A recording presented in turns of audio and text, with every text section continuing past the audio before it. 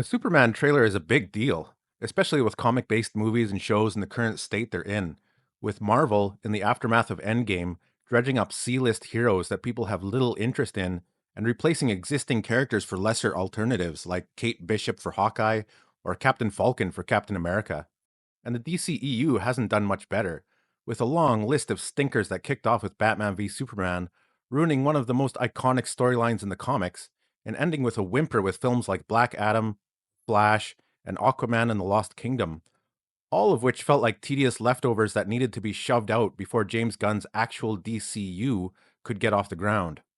And then there was Joker 2, which, well, the less said about that atrocity, the better. So here we are, the first look at what could mark a revival of the superhero genre, aside from the Fantastic Penguin series, that is. It's helmed by a guy who was able to make a talking raccoon and a living tree work better than most characters in other comic book movies. There's a lot of expectation riding on this film, and I'm sure James Gunn is keenly aware of that. The opening shot is eye catching to say the least.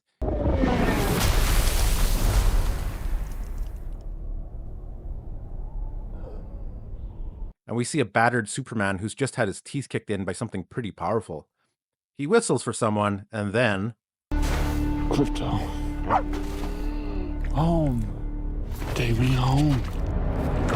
Alright, you got me. You put a dog in a movie and it instantly elevates it. Just look at Fall Guy. That movie almost lost me until Jean Claude started biting dudes in the balls. But seriously, Crypto is such a classic addition from the Silver Age. And if it were anyone else making this movie, I might be worried about the inclusion of a super dog. But James Gunn actually knows the comics and has proven he's capable of pulling some wacky characters off. Take Polka Dot Man. I'll never look at polka dots the same way again. Overall, the trailer's solid, with a nice stylized rendition of the classic Superman music by John Williams, some iconic Superman moments, harkening back to the classic movies and comics, and plenty of familiar locales. It's all there. The Daily Planet, the Fortress of Solitude, Pa Kent and the Farmstead, Luthor Corp. Wait, Luthor Corp? I kind of like LexCorp, but okay.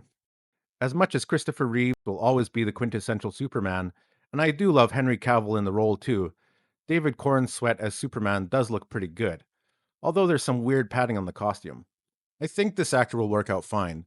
I don't know much about him, but he looks the part. I'm not sure about the look of this Lois Lane, though. She could be great, I don't know, but my first impression is lukewarm. There are some similarities between her and Margot Kidder, but I guess we'll see. The same goes for Nicholas Holt as Lex Luthor. I would have liked someone with a bit more physical presence. Nicholas is a great actor, and I like him in pretty much every movie I've seen him in, but I always feel like he's great as a comedic presence or someone down on his luck. And I have some difficulty imagining him as a diabolical, high powered businessman slash scientific genius. But he looks better than Jesse Eisenberg's Lex in the Snyderverse, so there is hope. Plus, James Gunn has said that he based this Lex on the one from All Star Superman, which is a fantastic story. So all the classic Superman stuff is here, and then there's a whole lot more. And that's what worries me. Apparently, this is an ensemble movie rather than a standalone Superman vehicle. In this trailer, we see no fewer than four other heroes: Mr. Terrific, Metamorpho, Hawkgirl, and Guy Gardner from the Green Lantern Corps, who retains his wickedly cool haircut and is played by Nathan Fillion, so I'm totally down with that.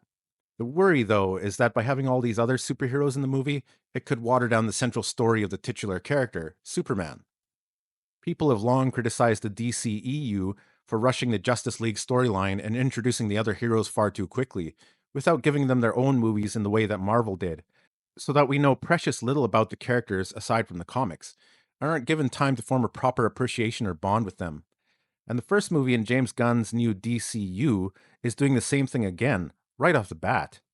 I know I would prefer a solo Superman story with other movies dedicated to one or two heroes at a time to properly develop the characters, and then bring them together for the Justice League. Not sure why this approach is being taken, except that it's kind of a signature James Gunn thing at this point.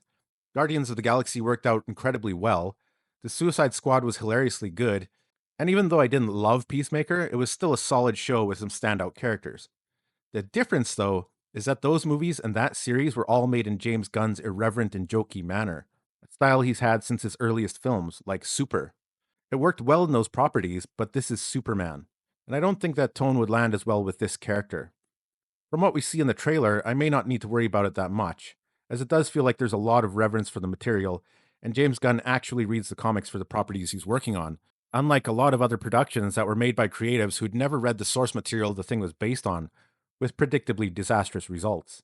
So I guess I'm cautiously optimistic. We'll see what James Gunn can do, but I am looking forward to it.